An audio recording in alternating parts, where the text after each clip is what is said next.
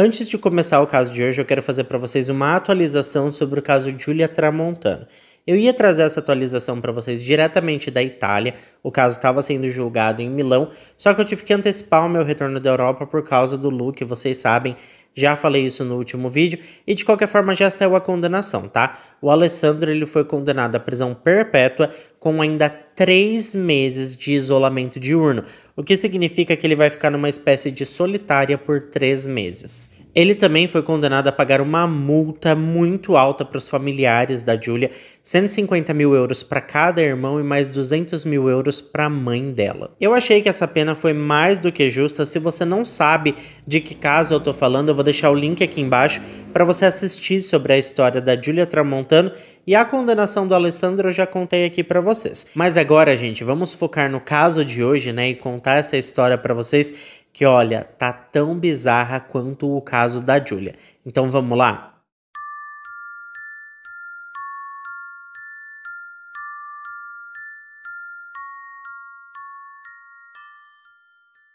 Eu acho que para entendermos direitinho o caso de hoje, nós precisamos primeiro falar de uma mulher chamada Frank.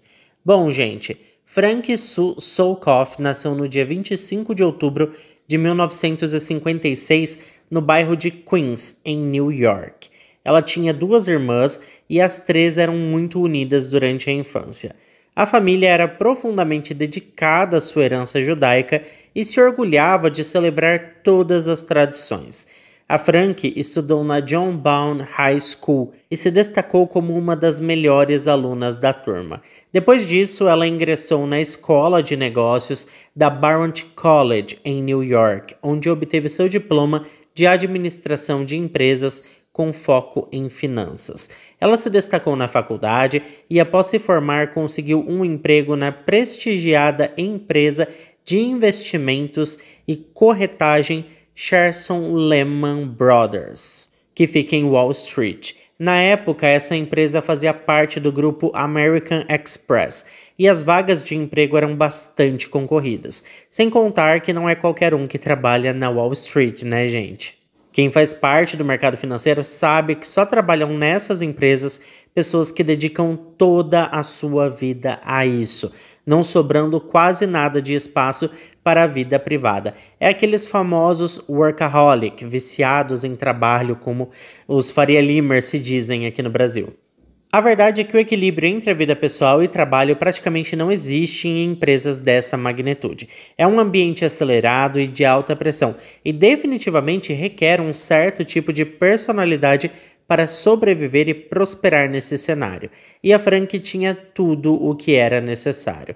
Ela era motivada, inteligente, trabalhadora e fazia as coisas acontecerem. Nessa altura, os pais das meninas já eram falecidos, então as irmãs estavam sempre juntas. E a Frank se empenhou em manter contato com a Sherry e a Robin o tempo todo.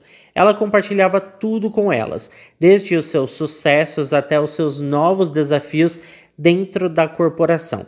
E ó, vou te falar, gente, a mulher era assim, alta performance, tá? Mas foi numa dessas conversas super animadas que ela contou que tinha acabado de conhecer um rapaz chamado Neil na academia do prédio onde ela morava naquele momento. Bom, gente, Neil Mason Jacobson nasceu no mês de março de 1960 em New Jersey. Ele tinha uma irmã 5 anos mais velha chamada Deborah e os dois eram filhos do casal Goldie e Aaron Jacobson.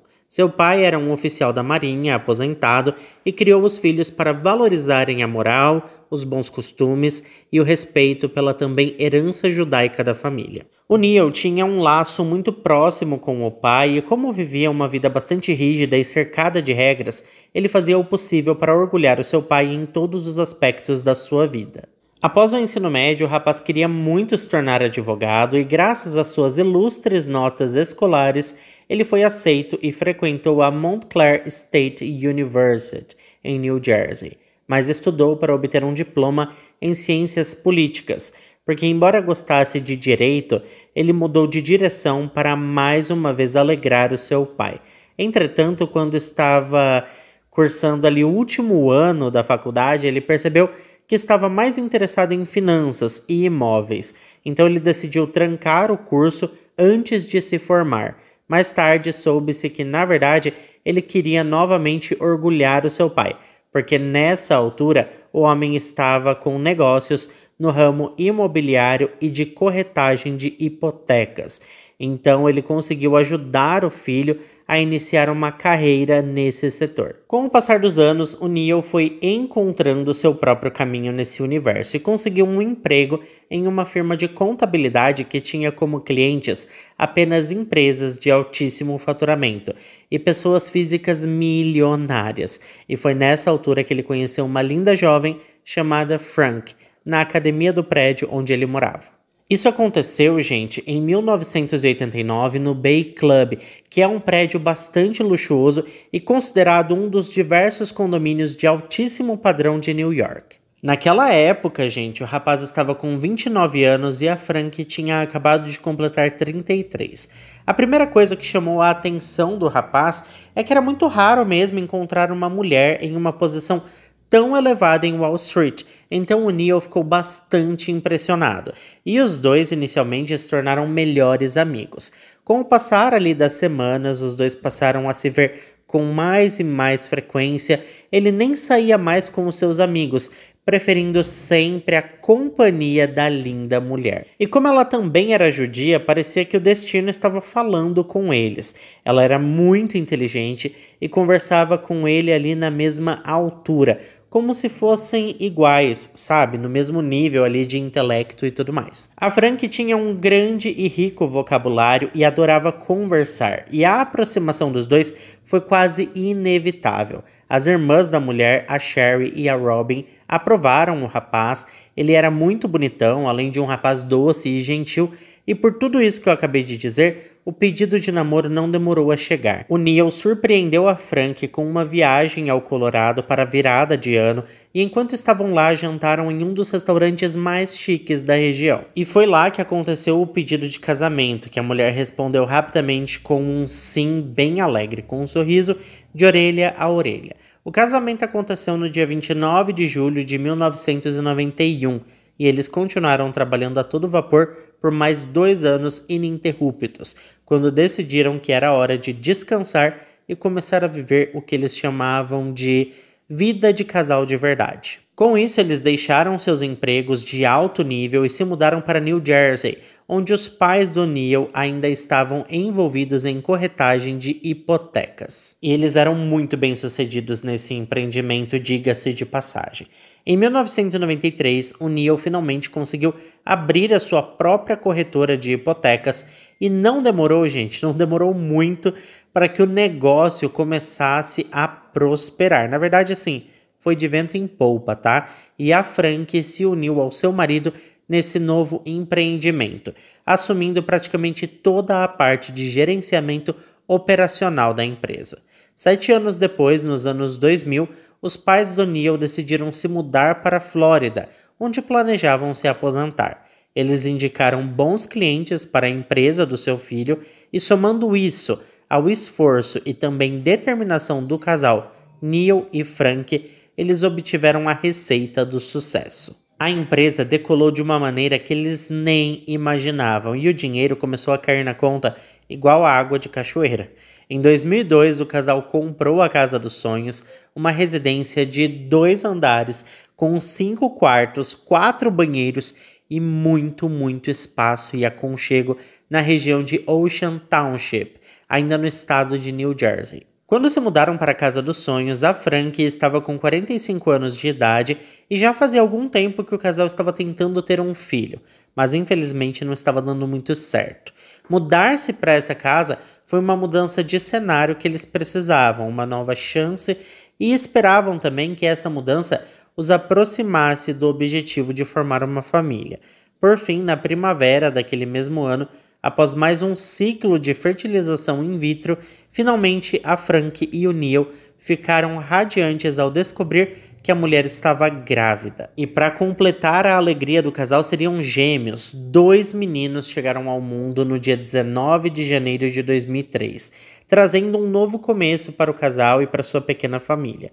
Os meninos receberam os nomes de Eric Samuel e Joshua Harris, e eram 2 meninos muito bonzinhos e muito obedientes. A vida do casal passou por mudanças significativas após o nascimento dos filhos. Uma das mudanças que a Frank implementou foi a adoção de uma jornada de trabalho de 5 dias para ambos, o que significava que não precisariam mais trabalhar aos fins de semana. Agora, os finais de semana seriam reservados para passar tempo com o Eric e com o Joshua.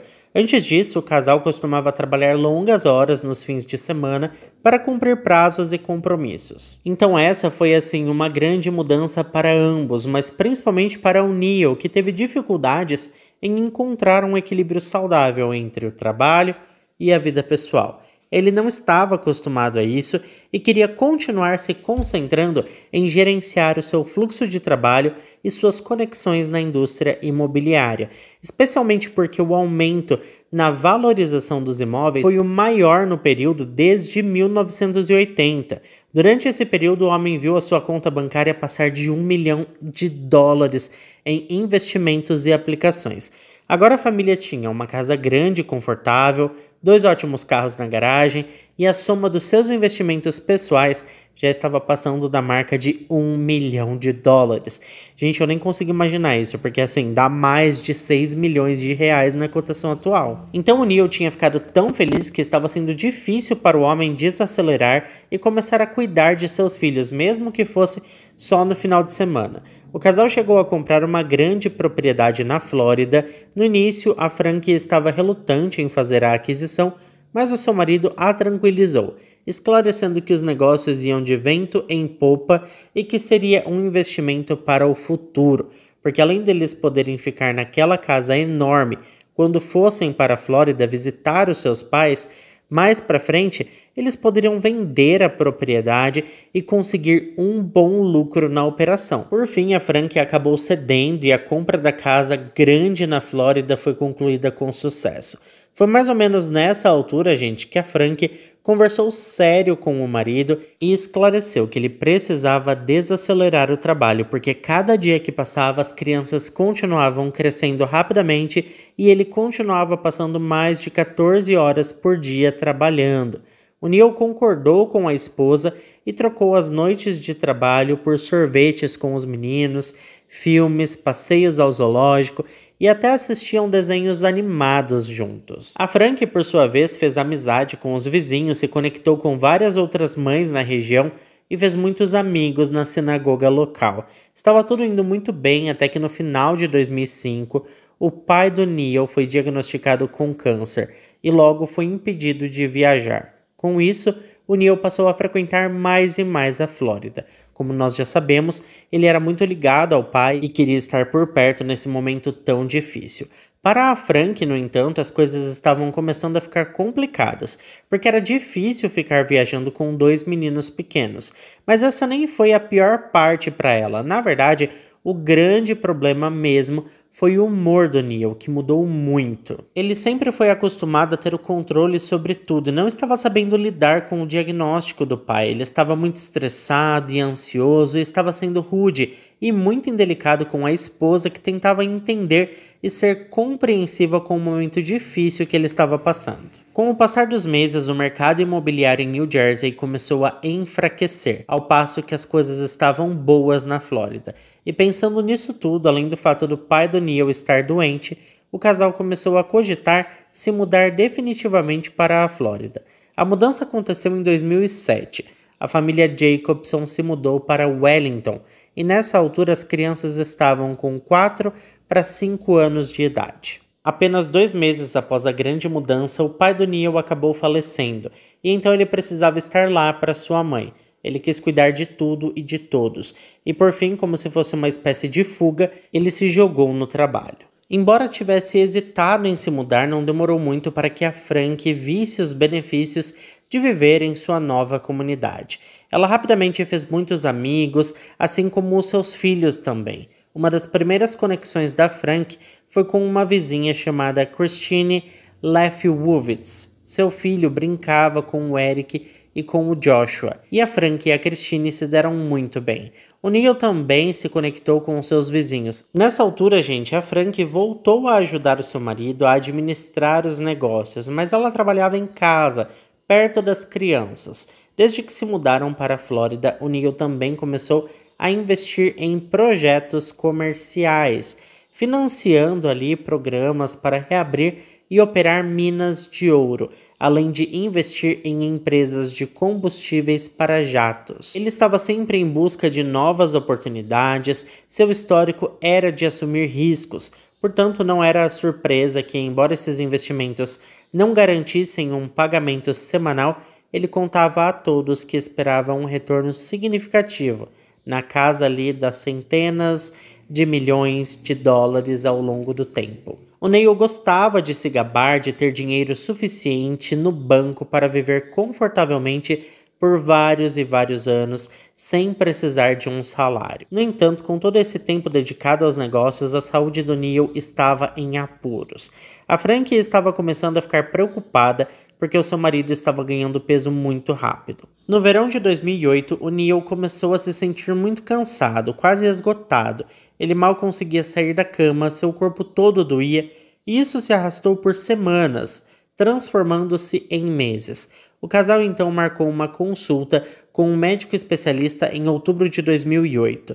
O médico realizou uma série de exames e descobriu que o Neil tinha um hormônio elevado na tireoide. O profissional fez as recomendações e pediu que o Neil voltasse em janeiro de 2009 para verificar como as coisas estavam.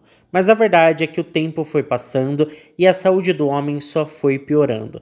Ele não se cuidava e a Frank estava ficando muito sobrecarregada, porque além de cuidar das crianças, ela tinha que ajudar o marido a administrar a empresa e ainda precisava cuidar da saúde dele, porque ele estava se comportando pior que uma criança. Ela o convenceu a procurar diversos médicos e ouvir opiniões diferentes, mas mesmo assim o seu marido se recusava a cuidar da saúde e sempre enganava os médicos, dizendo que seguiria todas as recomendações. Mas a verdade mesmo é que ninguém poderia imaginar o que aconteceria a seguir. Era a manhã da celebração de aniversário dos meninos, um sábado, dia 23 de janeiro de 2010, quando os agentes do escritório do xerife do condado de Palm Beach foram enviados à casa da família Jacobson. Eles estavam prestes a entrar na cena de um dos crimes mais brutais e horríveis da história de Wellington. Ao chegar, os agentes perceberam que a porta da frente estava destrancada. Ao entrar, era evidente que aquela era uma casa com crianças, com brinquedos espalhados por todos os cantos. Os oficiais anunciaram sua presença, mas não obtiveram resposta. Após atravessar a sala de estar, eles entraram em um corredor onde no final estava o quarto principal da casa. Assim que o detetive entrou naquele cômodo, ele avistou uma mulher caída no chão. Havia, gente, muito líquido vermelho por toda a parte.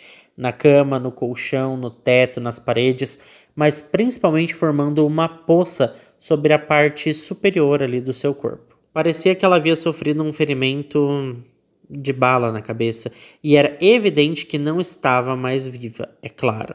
Essa cena, gente, era chocante, especialmente em um bairro tão seguro. Os oficiais então caminharam em direção a um segundo corredor, preparando-se para o pior, e ao se aproximar de um quarto infantil onde viram calendários escolares pendurados na parede do corredor perto da entrada, eles cruzaram a porta e a cena era assim, de partir o coração.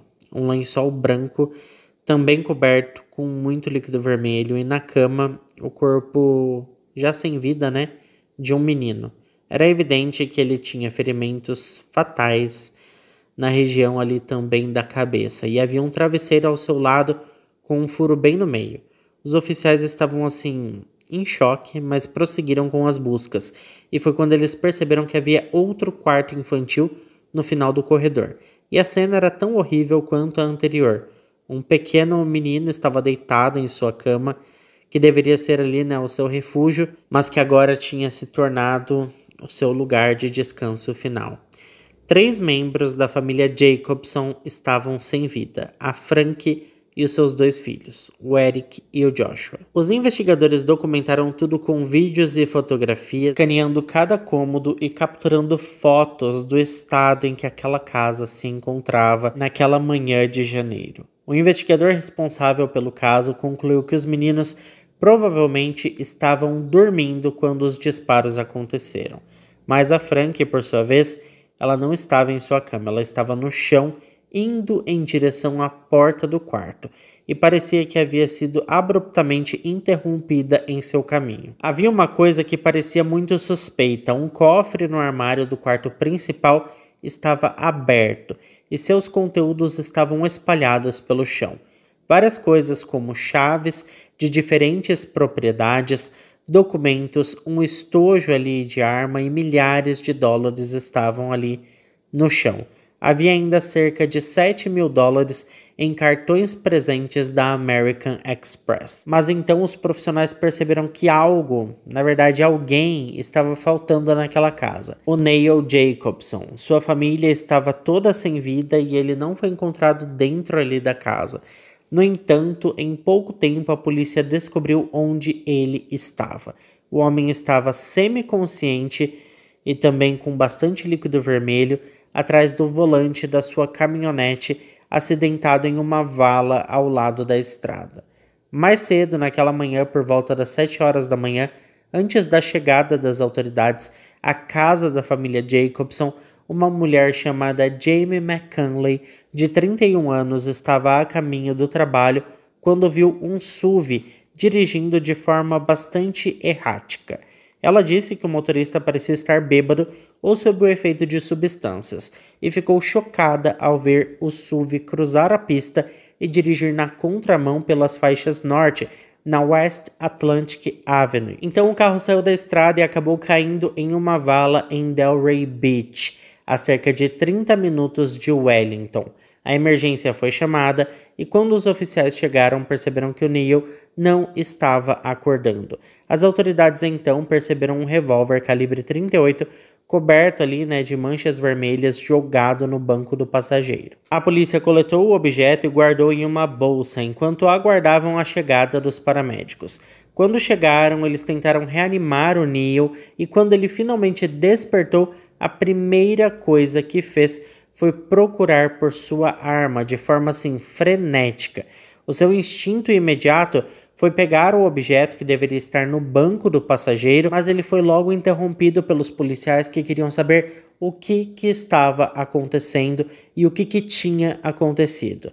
O Neil Jacobson parecia meio desorientado, mas olhou para o oficial e disse: "Acabei de tirar a vida de toda a minha família." O Neil foi algemado e os oficiais contataram a central para descobrir onde aquele homem morava e que assim que possível alguma unidade de polícia fosse enviada para a casa do homem para checar se aquilo era verdade ou apenas devaneios causados pelo álcool e também pelas substâncias que ele tinha ingerido, talvez. O homem foi levado ao Delray Beach Medical Center, onde contou aos enfermeiros que havia ingerido uma grande quantidade de medicamentos prescritos, incluindo Xanax e Vicodin. O homem admitiu sem rodeios que havia tirado a vida da sua esposa e dos seus filhos. Disse também que ele não dormia há semanas, que estava passando por problemas sérios, ouvia vozes e tinha alucinações tenebrosas. Eram 6 da manhã quando ele de repente se viu em seu closet, tentando alcançar a prateleira mais alta,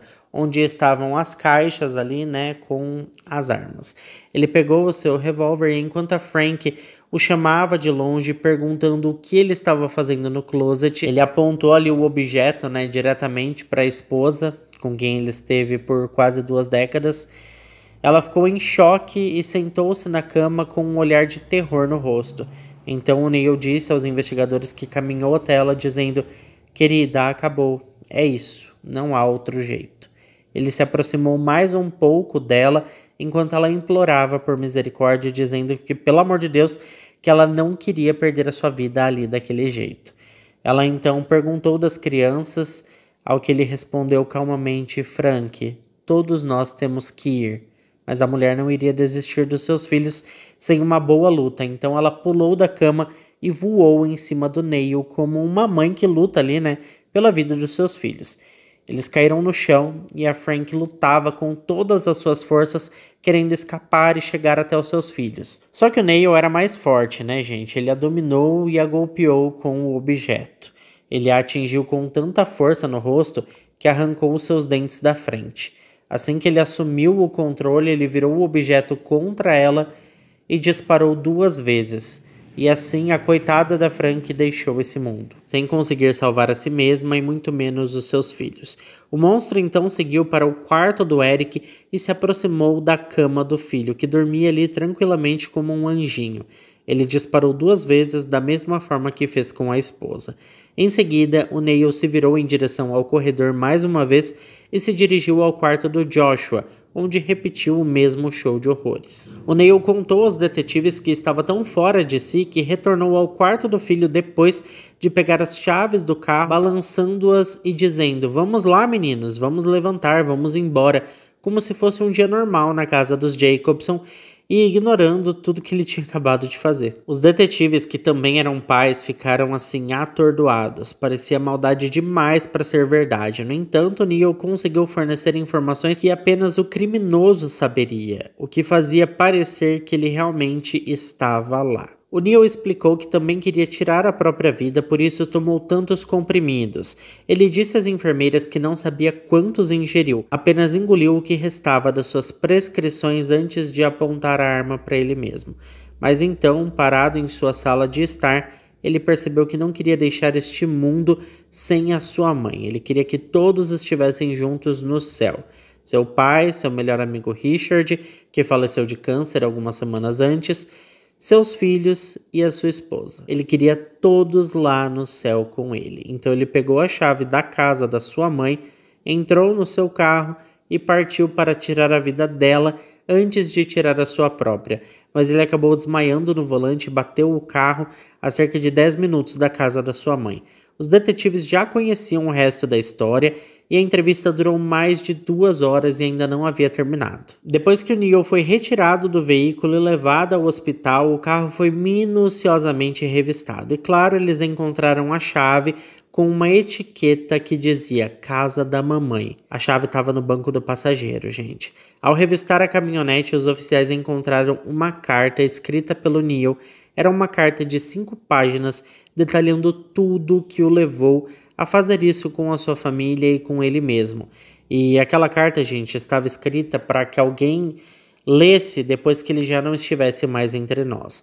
Os policiais perceberam que a tal carta estava datada de 23 de janeiro de 2010, o dia dos crimes, e continha informações para a pessoa que acabaria encontrando a carta, incluindo o pedido do Neil por um sepultamento adequado para sua família. Ele deixou uma lista de números de telefone para contatar familiares, amigos e até mesmo o rabino. Os policiais honraram as palavras que estavam nas páginas em respeito a Frank, o Eric e o Joshua e entraram em contato com a sinagoga, informando ao rabino sobre a terrível notícia das suas mortes prematuras. Assim que a escola soube, ofereceu conselheiros de luto, principalmente porque os meninos tinham muitos amigos e ninguém conseguia acreditar que aquilo era real, que tinha acontecido, que o ataque, tinha sido feito pelo próprio pai dos meninos. Era insano demais para qualquer pessoa aceitar aquela verdade. Quando as irmãs da Frank foram notificadas sobre a morte dela, elas simplesmente não conseguiam acreditar. Era devastador além da conta. A Sherry disse que tudo que ela conseguia pensar eram os últimos momentos da Frank. Ela imaginou o que ela passou, o que estava passando pela cabeça da irmã, e a pobre garota morreu em terror nas mãos de um homem que deveria amá-la. Tudo parecia assim bizarro demais para ser verdade. E ela disse que eles eram um casal lindo, normal, com 2 meninos adoráveis, e essa é uma das coisas mais assustadoras sobre tudo isso.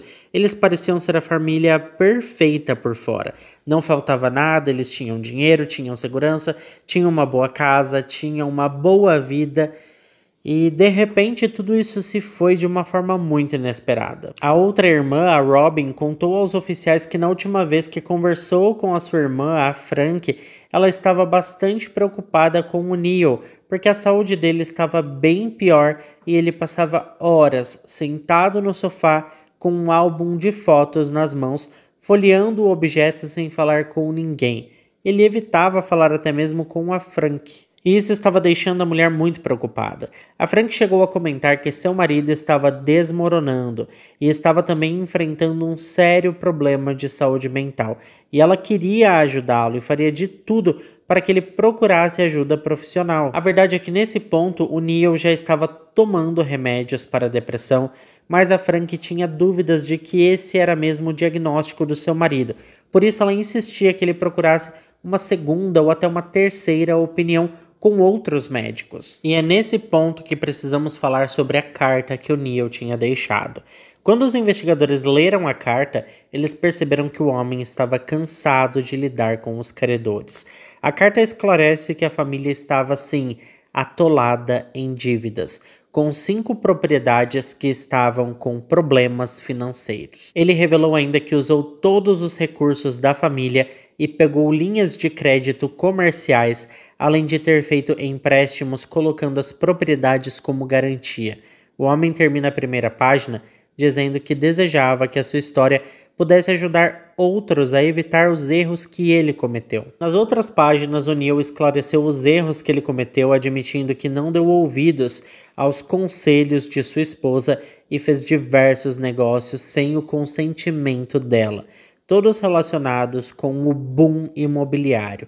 O Neil declarou ainda que eles deviam um total de 2,3 milhões de dólares e que todo o patrimônio da família não seria capaz de cobrir esse buraco, ou seja, mesmo que eles fossem morar na rua debaixo da ponte, as dívidas não seriam totalmente pagas. A carta esclareceu ainda que a família estava feliz em New Jersey, a Frank estava feliz lá, mas o Neil admitia que a sua ganância o fez querer se mudar para a Flórida e que a sua ganância desenfreada condenou toda a sua família. Os investigadores descobriram que o Neil fez diversas aquisições sem o consentimento da esposa, sabendo que ela provavelmente não concordaria com aquelas compras. Inclusive, eles eram sócios na empresa, mas a assinatura de apenas um deles era suficiente, e em todos os negócios que ele fez escondido da esposa, só constava a assinatura dele no contrato. Ao passo que quando a Frank concordava com alguma negociação, os dois assinavam o contrato juntos. As autoridades descobriram que mesmo sem a esposa concordar, o Neil continuou comprando alguns condomínios porque os representantes das construtoras disseram que o aluguel que ele receberia cobriria as hipotecas e ainda sobraria. A carta ainda dizia que a Frank achava que ele estava ficando louco, mas a mente dele estava decidida. No final das contas, eles tinham uma casa grande em New Jersey, uma casa grande na Flórida, uma casa grande em Wellington e 3 condomínios, todos com hipotecas e impostos a serem pagos. Como vocês devem ter percebido, ele não conseguiu vender a casa de New Jersey, porque o mercado imobiliário naquele estado estava assim desmoronando. Na Flórida, uma recessão estava prestes a começar e ninguém estava interessado em alugar nenhuma das casas dos 3 condomínios que ele tinha comprado. E então aconteceu a grande crise financeira de 2007 e 2008, que começou lá nos anos 2000, quando o Federal Reserve diminuiu a taxa de juros que os bancos poderiam cobrar pelos empréstimos. Muitas pessoas viram isso como uma chance de realizar o sonho de comprar uma casa, como se fosse a hora certa para agir. As taxas de juros caíram de 6,5% para 1% em junho de 2003, o menor nível em mais de 45 anos. Mas a verdade é que os bancos estavam aprovando empréstimos que eles sabiam que as pessoas não conseguiriam pagar se as taxas de juros subissem, que é o que geralmente acontece. Esse foi o período em que o Neil estava investindo nos condomínios, mas adivinha, as taxas de juros realmente subiram e aqueles compradores que compraram a preço baixo não conseguiam arcar com suas propriedades. Todos estavam tentando vender, mas ninguém conseguia comprar, e isso significava que o Neil não estava gerando hipotecas, então o negócio deles estava indo só ladeira abaixo. Ele também fazia parte de um grupo de investidores que estavam adquirindo propriedades a taxas baixas, esperando poder revendê-los pelo dobro ou mais. Porém, isso também não aconteceu porque muitas instituições financeiras entraram com pedidos de falência. Na verdade, em setembro de 2008, a empresa em que a Frank trabalhou no passado, a Lehman Brothers, colapsou na maior falência da história dos Estados Unidos. A situação ficou tão crítica que o governo disponibilizou 700 bilhões de dólares para comprar todos os ativos que estavam inadimplentes. Mas enfim, a verdade é que após toda essa confusão, o Neil correu atrás de empréstimos, o que agravou ainda mais a situação financeira da família. Entretanto, para os oficiais, as ações do Neil não pareciam justificáveis, já que ele poderia ter entrado com um pedido de falência ao invés de tirar a vida de toda a sua família. Os oficiais então perguntaram ao Neil por que ele precisava, acabar com a vida dos seus 2 filhos. O Neil explicou que não queria que eles acabassem em um lar adotivo ou em uma situação ainda pior. O investigador percebeu que o Neil não parecia arrependido e que não tinha problema em admitir que tirou a vida de toda a sua família. Para ele, uma queda no padrão de vida da família estava totalmente fora de questão e era pior do que eles perderem a vida. Ele chegou a dizer que era melhor todo mundo desencarnado do que vivendo na miséria. E então os investigadores começaram a ouvir algumas pessoas que conheciam o Neil um pouco melhor. Eles relataram que ele estava hiper focado em seu sucesso. Tudo se resumia a dinheiro. Para ele, manter as aparências significava tudo. E embora ele parecesse confiante e ambicioso, aqueles mais próximos a ele disseram que era mais uma forma de compensar as suas inseguranças. Os oficiais então decidiram conversar com a mãe e a irmã do Neil, que revelaram que o homem estava tomando remédios para depressão e ansiedade. Elas revelaram também que ele mal conseguia falar, suas frases eram fragmentadas e ele não conseguia mais dormir direito, além de ter alucinações e estar paranoico nos últimos dias. A família do Neil disse acreditar que ele estava tendo uma reação adversa aos medicamentos, já que os sintomas pareciam ter piorado depois que ele começou a tomá-los. Mas então os investigadores descobriram algo curioso ao conversar com outros parentes do Neil. O quanto o homem dependia do pai para sair de situações complicadas. O Neil sabia que seu pai conseguiria resolver as coisas, porque ele confiava nele como ninguém mais. Eles tinham um vínculo porque ambos sofriam de ansiedade. Eles mantinham isso entre eles e lidavam com isso, um apoiando o outro. Um era o porto seguro do outro.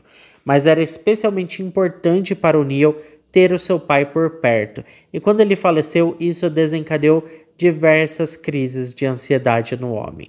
Ele não tinha mais aquele mecanismo de enfrentamento. No final das contas, meus amigos, depois de descobrir tudo isso, a verdade é que a promotoria tinha sua própria teoria, que acreditavam ser a mais próxima da verdade e que as irmãs da Frank também acreditam ser a verdadeira razão pela qual o Neil fez tudo isso. Essa teoria aponta que ele é um homem narcisista que nunca teve a intenção de tirar sua própria vida, e sim um covarde que planejou meticulosamente esses crimes, acreditando ser mais esperto do que todos. E eu vou explicar o porquê da promotoria acreditar nisso. Bom, vamos lá. O Neil tinha um melhor amigo chamado Richard Norton, que faleceu de câncer no dia 8 de janeiro de 2010. Isso foi apenas 2 dias após o Neil visitar o seu psiquiatra e pouco mais de 2 semanas antes de cometer os crimes contra a sua família. O Neil compareceu ao funeral do Richard no dia 15 de janeiro, que aconteceu menos de 1 semana antes dele executar as suas ações. A esposa do Richard, chamada Laurie, foi entrevistada pelos investigadores e ela teve muito a dizer, viu? Ela disse que seu falecido marido Richard contou coisas horríveis sobre o Neil. Como eles eram melhores amigos, o Neil se sentia à vontade para se abrir com o Richard e revelou que tinha diversas armas em casa. A Laurie disse aos oficiais que suplicou ao marido que conversasse com o Neil para se livrar daqueles objetos, porque ele tinha crianças pequenas em casa. E foi quando o Richard contou a ela que essa nem era a pior parte. O Richard revelou à sua esposa que o Neil estava extremamente frustrado, porque apesar de ter uma empresa aparentemente bem-sucedida, havia perdido todo o seu dinheiro com investimentos ruins e vários outros investimentos, na verdade, eram golpes financeiros, e ele só foi perceber quando já era tarde demais. A senhora Laurie disse ainda aos investigadores que a morte do Richard afetou muito o Neil, e que no funeral do amigo ele só conseguia falar de si mesmo e de suas péssimas escolhas. A Laurie revelou que o Neil era extremamente egoísta e achava que o mundo girava ao seu redor. Isso tudo levou a promotoria a acreditar que, na verdade, o Neil era apenas um narcisista, o centro do próprio universo, que não suportava a ideia de que sua esposa o veria com desprezo, ou que seus filhos não o enxergariam como um sucesso, mas sim como um fracasso. Era ele quem não conseguiria suportar isso. Seu ego não suportava a queda. Ele queria um recomeço, o que significava se livrar das coisas que lhe causavam esse sentimento de inferioridade. Ele não teria que atender às expectativas de ninguém se eles não existissem mais, se eles não estivessem mais por perto. Teria menos bocas para alimentar e menos pessoas para decepcionar. Fora que, gente, vamos combinar, a Frank era super inteligente. Então, assim, se ela soubesse que a família estava falida, era capaz dela dar a volta por cima. E imagina como que ele ia se sentir sabendo que ele foi incapaz e que a sua mulher ainda conseguiu salvar a família de uma falência. Isso seria o fim para o Neil. Para os investigadores, gente, esses crimes foram planejados após uma busca minuciosa na casa da família Jacobson. O detetive-chefe do departamento encontrou uma carta escondida em uma das prateleiras do seu closet. Essa carta era idêntica àquela que foi encontrada em seu carro, exceto pela data.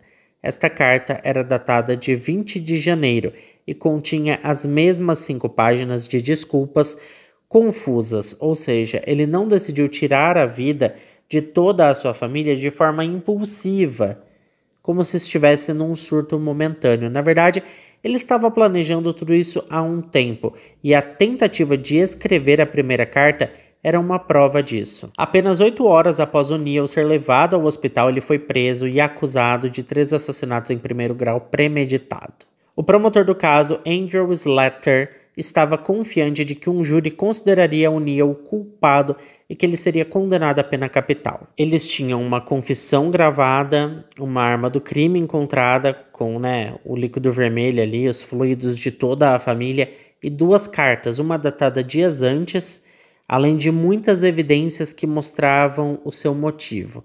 Por conta disso, a promotoria esperava que o Neil se declarasse culpado e evitasse a pena de morte, para que tudo isso acabasse, porque ele mesmo sabia que não tinha para onde correr. Mas, contrariando as expectativas da promotoria e até mesmo a estratégia da defesa, na primeira audiência, o Neil olhou firme para o juiz e se declarou inocente de todas as acusações contra ele. Foi então que o tribunal mudou o advogado de defesa do homem. Como seu caso era elegível à pena capital, o Estado obrigatoriamente precisava fornecer ao réu um advogado certificado para esse tipo de caso. E então a temida Carrie Howard foi escolhida como defensora do Neil. E eu disse temida porque ela é uma daquelas advogadas que não entram no tribunal para perder.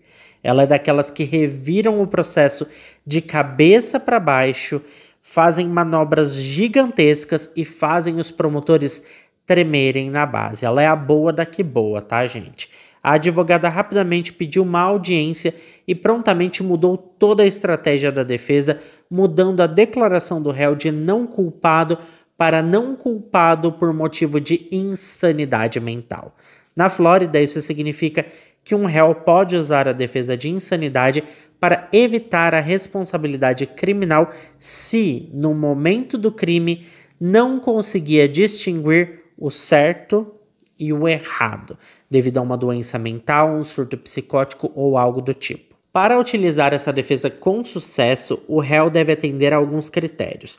Ser portador de um defeito ou doença mental no momento do crime e não compreender a natureza de suas ações ou as consequências que poderiam acarretar. A advogada também pediu ao juiz um adiamento do processo, pois precisavam de mais tempo para consultar um psiquiatra especialista, que no caso era o Dr. Peter Brigham. O juiz concedeu à defesa 3 meses extras para se preparar, mas eles precisariam provar que houve um momento em que ele perdeu o controle. Embora O'Neill tenha falado sobre escrever uma carta 3 dias antes de cometer os crimes, isso não era um bom argumento para a defesa. Ele tentou justificar que planejava tirar a vida da sua família no dia 20 de janeiro, mas conseguiu se conter.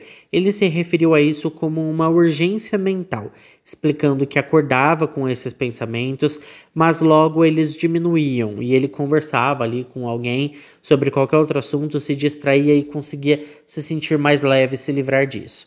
No entanto, a defesa não tinha certeza se essa justificativa funcionaria no tribunal. A advogada de defesa então começou a negociar um acordo com a promotoria. Primeiro, ela queria tirar a possibilidade da pena capital, e com isso ela fechou um acordo no qual O'Neill se declarou culpado de 3 acusações de homicídio em primeiro grau, em troca de 3 sentenças de prisão perpétua sem possibilidade de liberdade condicional, ao invés da pena capital, né? No dia 27 de fevereiro de 2012, quase 2 anos após o crime, Neil finalmente foi sentenciado, e então entrou a segunda parte do plano da advogada Carrie. Porque, gente, eu falei pra vocês que ela não entra no negócio pra perder. Vocês acham que ela ia ficar contente apenas com esse acordo? É claro que não. Essa advogada, ela já era, virada no giraia. Então ela queria pelo menos recuperar parte da grana do Neil. Com isso, o Neil começou a processar os seus médicos assim que entrou na prisão. O primeiro foi seu médico psiquiatra, Dr. Pierre André, que tomou um processo de 25 milhões de dólares. O Neil, através dos seus advogados, alegou que o médico o diagnosticou erroneamente e aumentou a sua dose de Xanax, além de renovar sua prescrição do Zoloft. Na sequência, ele processou o médico da sua família, o clínico geral Dr. Mitchell Powerman, alegando que o médico não tratou corretamente seu hipotiroidismo em outubro de 2010, adotando uma abordagem de esperar para ver. Na sequência, ele processou o hospital que o atendeu em uma emergência, alegando que foi medicado sem terem feito exames de sangue para saber exatamente quais as causas da sua emergência. Vocês entenderam, né? Embora o homem tivesse falido, a advogada estava determinada aí a fazer ele ganhar uma fortuna de novo e, lógico, ela ia pegar a fatia dela, né? Tanto que assim, gente, ele processou também a Pfizer, a fabricante do Zoloft e do Xanax, até 2019. O Neil também processou a sua seguradora de saúde e também a rede de farmácias que entregou os medicamentos para ele.